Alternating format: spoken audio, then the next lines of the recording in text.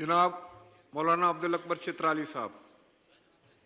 शुक्रिया जनाब स्पीकर। जनाब स्पीकर, यहाँ सबसे पहले एक नंबर पे पोस्ट ऑफिस डिपार्टमेंट है।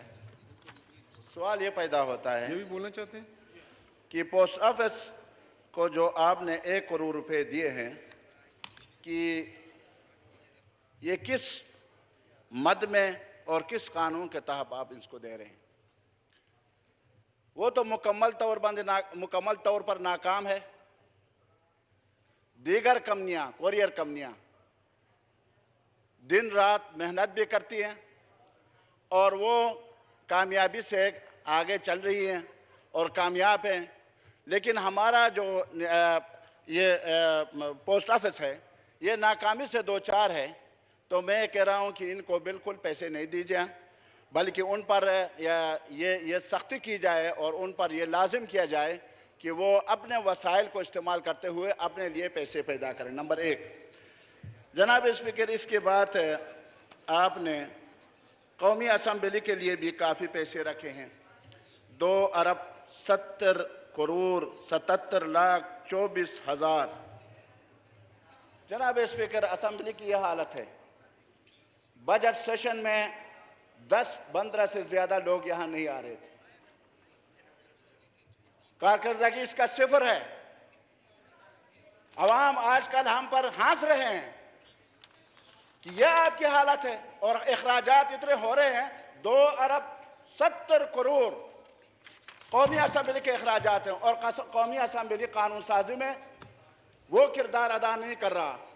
अब ये जो है सूद का जो वफाकी शरिया अदालत ने फैसला किया और यहाँ से करारदाद पास हुई इसके तायीद में कि वफाकी शरिया अदालत ने बेहतरीन काम किया, लेकिन आपके स्टेट बैंक ने, आपके 4 बैंकों ने, यूनाइटेड बैंक, मुस्लिम बैंक, फलां बैंक, इन्होंने जाके उसके खिलाफ सुप्रीम कोर्ट में अपील दायर कर दी। कौमी असम्बली की क्या हालत है, क्या पोजीशन है, इसकी क्या हैसियत है?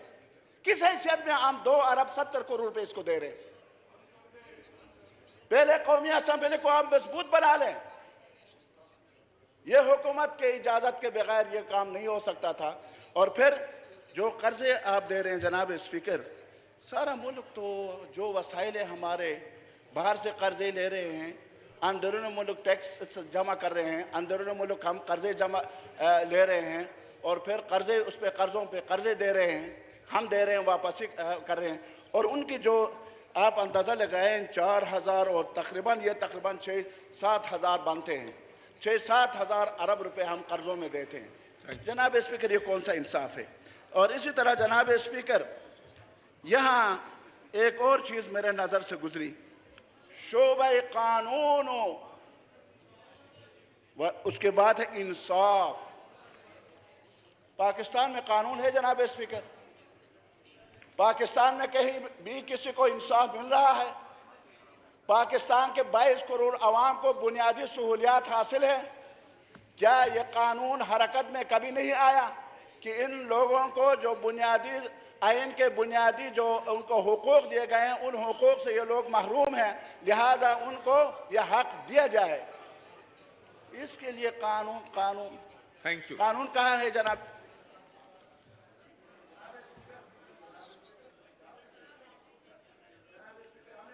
मौलाना दरिया को कूजे में बंद फरमाएं। बस 1 मिनट में ख़त्म करता हूँ।